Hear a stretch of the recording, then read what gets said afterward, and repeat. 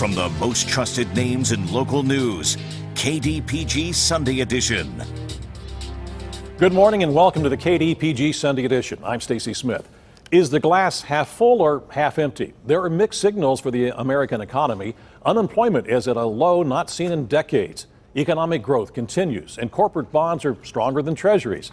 But there are more cautious signs as well. Retail sales in December dropped at the fastest pace since 2009. The national debt continues to climb, and the Federal Reserve is trying to find the right course to try to steer the economy. So what are we to think, especially if you're an investor? And that would include, of course, an IRA or your 401k. We have invited three recognized investment experts to share their thoughts this morning on the KDPG Sunday Edition. Bob Fergasso is founder, chairman, and chief executive officer of Fergasso Financial Advisors.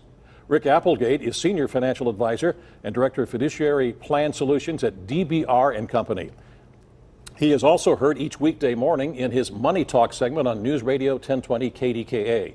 And Lou Stanislalovich is founder, CEO, president, and chief investment officer at Legend Financial Advisors and Emerging Wealth Management, Investment Management. So welcome to all of you this morning to the KDPG Sunday Edition.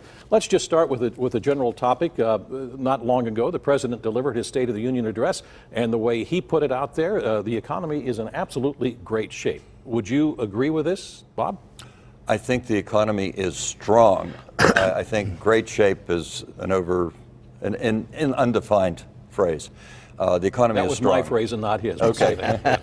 Well, he's identified with the word great, so we'll leave it at that. But it is a sound economy. It's a strong economy. There certainly are question marks about the economy, but it is the strongest economy in the world right now. All right, Lou? It's probably slowing down. We had some really bad retail sales numbers in December. That's the first sign. I think we're also seeing consumer staples struggle a little bit in terms of profit growth. We're seeing a slowdown of profit growth. We're in good shape right now. However, where are we going to go from there? That's the real question. And not to be a wet rag, historically, when you're at a low for unemployment, that means things are only going to get worse from here. Okay, well, that's really optimistic. Thanks, Lou. I would say that the president's optimism for the economy may be driven more by the tax cuts that he instituted last year that I think are starting to wear off and not carry the momentum forward. So I agree with Lou more that I think we're heading toward a slowdown. I think we're seeing the signs of that. I would point out that the retail number has to be revised twice before it's finalized, so it could be adjusted a bit, but it was a significant drop in consumer spending. The other aspect to that is what we're seeing is wage increases in terms of the unemployment numbers that have come out, which is good, but nowhere near keeping people ahead of the inflationary pressures over the last few decades. So spending is tight, and their interest rate charges, even as low as they may be, they're spending a lot more on credit cards. That's not a good sign. Yes, they are. Well, you brought up a couple of points there, and one of them is inflation. Yeah. But this past week, the Labor Department released the Producer Price Index, and it dropped. Yes. I mean, it's inflation. I mean, it's going down and not up. Yeah, the inflation rate as measured at the core rate, excluding the food and energy, did drop a bit. We saw that also in the Producer Price Index. That also was just reflected. So that's a good sign. But I still think that people are spending more money in other areas that are subtle and will catch up with that number eventually. i.e., when you get a notice at home that your electric bill pricing is about to go up, when you get those little notices of a 3%, 4% increase in this and that, those things aren't registered immediately in those numbers. And I think people are getting more and more of those notices than not. Yeah, just like an example, I did like a $4 or $5 increase in the cable bill. There you go. It just subtly comes in there. Yep. Bob? I think there's perspective on inflation. We at our firm are firmly convinced that history repeats itself. We go in cycles. There's no guarantee, but it's our best guide to the future. However, when it comes around, it's dressed differently. So let's apply that thought to inflation. Inflation is between 3 and 4%. Take long spans of time, take short spans of time, include the 30s, don't include the 30s, go post-World War II. We're looking at a regression to the mean of 3.5% inflation. We're far away from that now. But yet we're in the middle of a revolution, actually a couple of revolutions. So the way we do business, you mentioned the retail sector, that's evolving. What's that going to look like? How are people going to spend their money? People have instantaneous pricing. And so the economy is evolving into, as we well know, a knowledge economy. And we're more driven. We were having a conversation before the show about the technology we're all putting in place to drive efficiencies. So that's going to keep a damper on inflation. I think we should not ignore inflation. We should watch diligently. But inflation may not look the way it looked before. I want to get into a little bit of what you said, but Lou, I want to bring you in on this part of it. And when I do my business notes and we have these kind of numbers in the 4 o'clock newscast, I always say that this economy is consumer driven, and that's really what this all boils down to, isn't it? It is. But approximately 70% of all spending is done by consumers. So right there you have it. And you look at your food bill, your home bill, your gasoline bill, you add about 4 or 5 of those together, and that's the bulk of the spending. So that's why when we talk about retail sales being down, it could be a downer for the economy going forward. Yeah, no definitely. As Lou just said, the gross domestic production or economic growth measurement of this country is driven by consumer spending. So that is a concern when you see that retail number drop. 70% of the economy. That's right. Yeah. But go ahead. I was just going to say that when it slows down, again, that retail number needs yet to be verified more completely. But to Bob's point about the other side of the coin of inflation, the other issue with a more tepid, stable inflationary environment to the technological advancement that we're seeing constantly is the loss of jobs in the marketplace. And what we're looking at in 10 years is a 40% replacement of the workforce by robotics and technology. Think about that. So in terms of suppressing the cost of goods, that's all well and good, but people don't have jobs because of it. So there's some issues down the road that are of tremendous concern to what the future looks like for America. Now, you say that, but people are going to say, well, wait a minute. Didn't Stacey just say unemployment is at a decade's low? Yes. But that measures the people who are looking. It does not measure the people who have dropped out. And we have a large, I don't want to say subculture, but sub-layer of people who have opted out, and they're being supported by third-party payments. And they would, in many cases, like to return to work, but they're not officially being counted in those statistics. And so the economy as such, or To Rick's point about being prepared for work. Right. So basically, as you're pointing out, and you're talking about where do we go with retail or consumer spending it, because everything is evolving. While there are a record number of job postings by companies, necessarily then the number of Americans who can fill those are not they're not meeting those requirements. Very true. And as a citizen today, if you want to be employable, if you want to be responsible to your family, you have to train.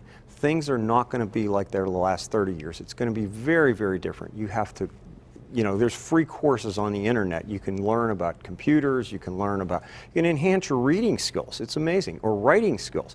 All those things, those people will be employable. The people that say, well, I was a manufacturing worker, or I did this, or whatever that was, that's not going to be the case. They were talking about Amazon a few months ago coming in here, and it just kind of happened in New York. They're concerned about they won't have enough workers to fulfill this, and Amazon comes in. It's known as a low-paying company. Okay, that's not going to benefit a lot of folks. Okay, what you want to do is strive for something more than that. Right. We taped this program on Friday morning, and I went online to 2 sources that a lot of people will use, and that's the Wall Street Journal online and also CNBC. And I just captured some headlines from different stories that they happen to have, and just to get your reaction, because this is something we haven't talked about, but I think it does make a major difference in where this economy is going or has been. One of the headlines, first ones in the Wall Street Journal, Chinese-U.S. trade negotiators inch toward a broad agreement. How much has this trade war affected the economy right now? It hasn't impacted it, I think, tremendously in the short term, but it certainly has longer term implications if it's not resolved. So I think that the relationship of the number 1 and number 2 economies in the world combined, which is 40% of global GDP, when you look at the dynamics and the outcome to be reached, and hopefully to be reached, it's significant of importance between these 2 countries and the world at large in terms of trade. So it has big impact. Right now, in terms of GDP impact, maybe 0.1% impact immediately, 1% meeting going forward, bigger impact on GDP if it's not resolved. Rick is completely right. I agree with that, but I'll add the dimension of perception makes a difference. It does. So managerial decisions are based on the perception of where it's going, and that will have a major, major impact as we go intermediate term. And what do you mean by managerial decisions? Well, are we going to continue to have our supply chain centered on China? Are we going to find alternative areas, geographic areas and suppliers? Are we going to maybe onshore our supply chain?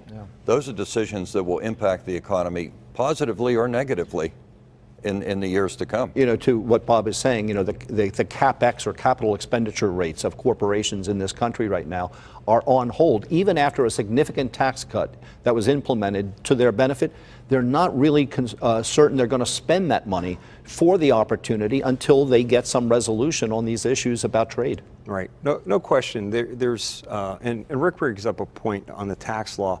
We felt the tax law was flawed from the beginning, okay? Because they didn't require corporations to do anything with that money. And it would have better been is you get the tax cut if you spend it to build things here, not overseas, and take advantage of that. And whether it's training workers, whether it's building new facilities, whether it's upgrading what you do.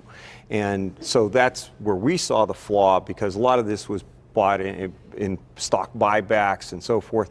There's no productive activity out of that. So while there were a few companies that didn't move their headquarters from Europe back to the United States, they didn't necessarily stop investing in Europe or some other Right. area. In fact, they didn't repatriate the money. Yes. Very small amount. There's a tax incentive to bring the money back onshore, a one-time, if you will, grace period with a very low tax rate, but the money's still over there. And maybe that's not bad. We are a global economy, and we should be able to operate in all countries. But that speaks to Lou's point about the Tax Act having much more of an individual and family impact than it does a business impact. Although I will say that the cut in the corporate tax rate has been major on valuations of corporation, because they're valued based on discounted future cash flow.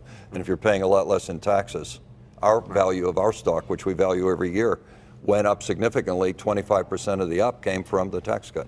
If I could too, I think that there's another major aspect to what the issue is about between the United States and China that is not talked enough about, and why we're concerned about trade tariffs and how it impacts the cost of goods, et cetera.